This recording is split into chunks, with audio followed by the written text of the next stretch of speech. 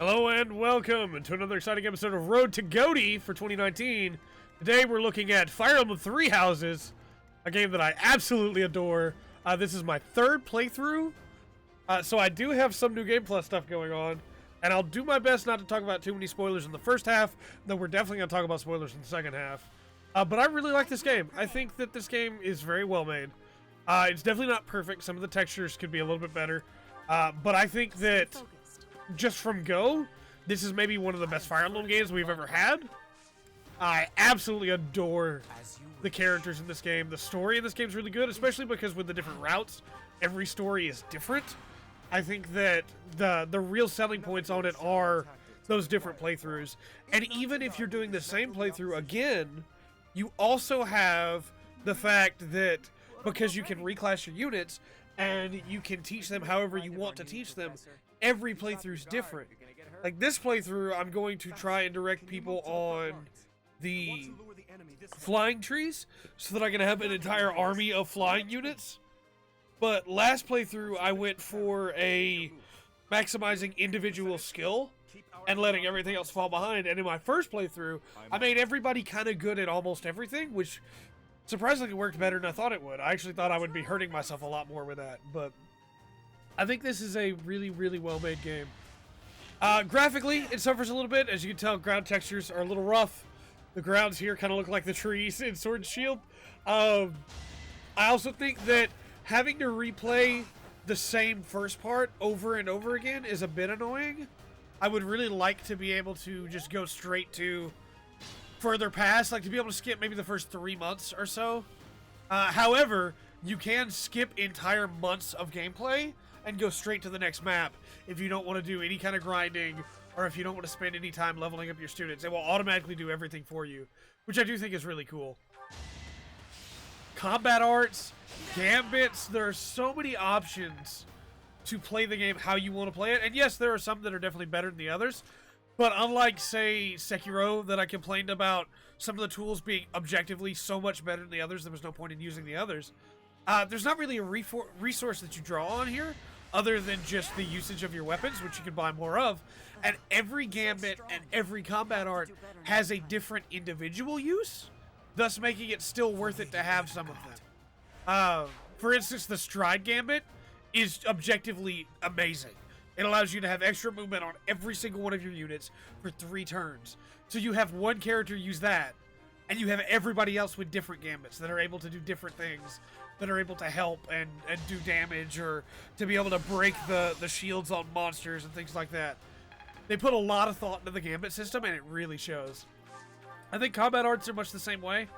I think that with the way that they work, you have so much utility that, again, every playthrough is different, and then every work through of a level, every play of a map, even if you have to start the map over, can be different depending on what you decide to bring and what you decide to use.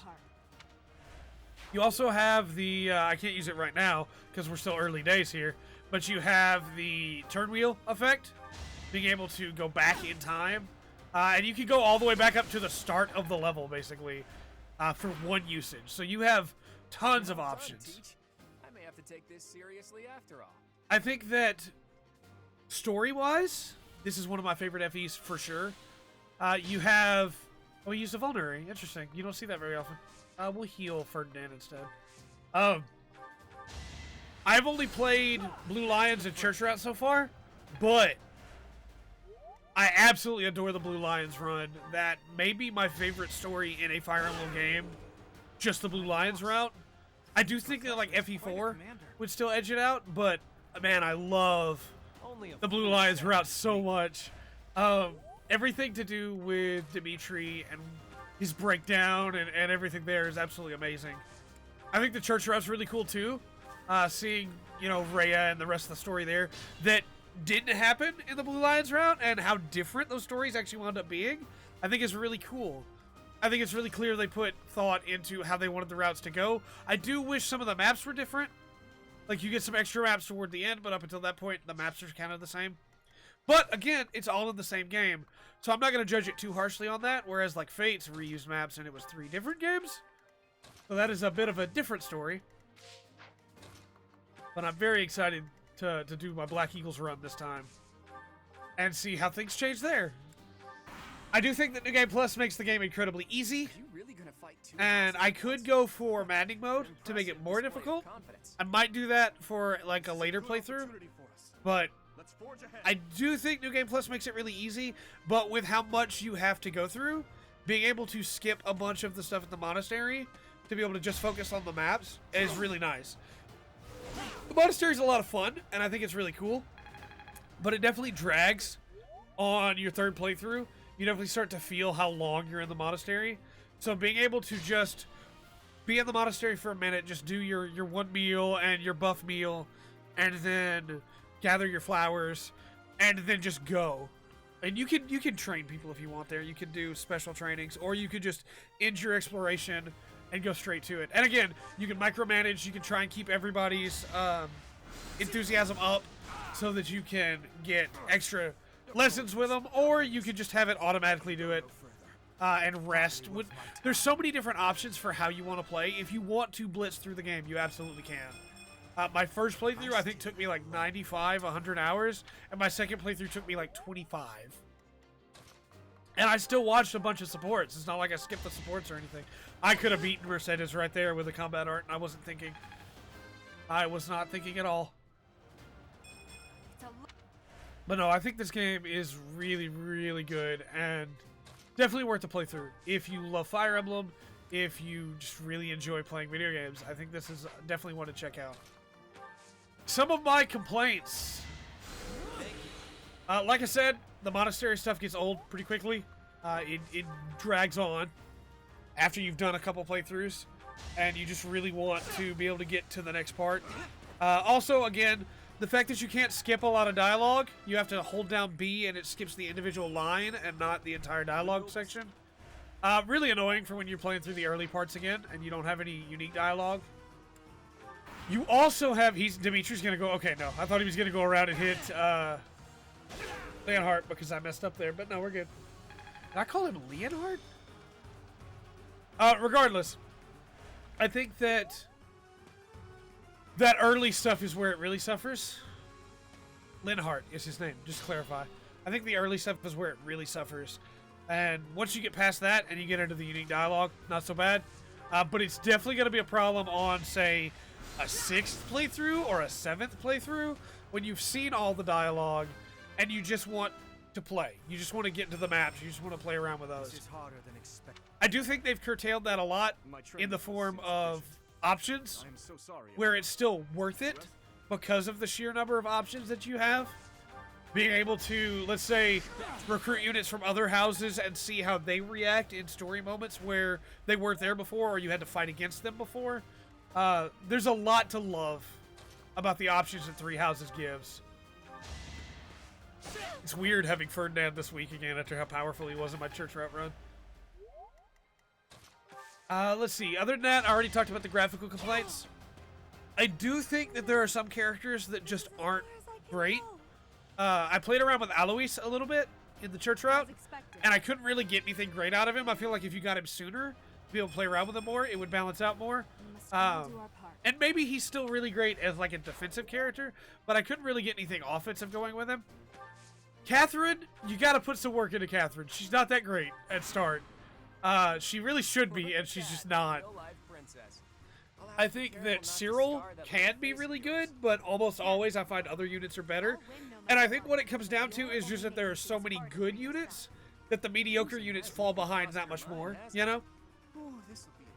However, that said, you have so few deployment slots that even with the options to, you know, send out people that you don't really like that much or that aren't really that great, you won't ever do it because you have no deployment slots. You have 10 and 12 and like 14 for some maps, which is really small for how big a cast this has. It's basically your entire class and then 2 more people, which is kind of, again, that's kind of a shame. I really would like to be able to field more units and maybe some DLC maps or something in the future that allows you to play around with more units on a field would be really nice. Give you more incentive to recruit everyone, you know? I do still really like the option to recruit everybody and to see how that goes, but it would be nice if I could deploy more people. Ha! I also think that Byleth is kind of a bore for most of the game. And I know that's part of the character. I know that's a purpose there. But I do think that Byleth is kind of just flat and nothing for most of the early game. I do think that in the second half, Byleth does come into her own, or his own, depending. I love the way that New Game Plus allows you to carry on progression, whether you're male or female Byleth, so you can switch in between playthroughs to be able to S support different people. I do think the S support screen, the actual like one you get at the end, is kind of weird for a lot of characters. Like Edelgard's looks really weird. However, I think that the supports themselves are really good. I think, oh, there's the 22 damage twice. Again, units are busted in this game. I think that the supports are really good. I like them a lot. Except for like Bernadetta's. Bernadetta's kind of drag on me early on. Later on, they get really good. But early on, it's just like she's kind of scared all the time. My first playthrough, I played on hard. And it was legitimately really difficult. But now I know on New Game Plus, if I went back to hard, it would be super easy. Now I'm just trying to see the rest of the story. So I'm playing through on normal. And it's really easy with New Game Plus bonuses. But I still like that I have the option to not use them if I don't want to. I'm going to use them because I want to see the story. But I love that that's an option that I have, you know? I think it's a really cool decision to let me choose to use it or not. Oh, and I absolutely used it. I spent all my renown. One step at a time. I think the music in this game is absolutely breathtaking. I think it's some of the best music that Fire Emblem's had. Fire Emblem's had some great music. But Edge of Dawn, God-Shattering Star. I don't remember the name of the track from the Final Blue Lions map, but that remix of Edge of Dawn is really good. And then the support music is really good. I think they just did a really good job with the music in this game. And I can't wait to see what we get in the additional characters, if there's some new songs in there that come with them. I didn't really get to play with Anna very much, Anna, on this last playthrough, because she had just been added when I finished it off. But I'm excited to play around with her on this playthrough.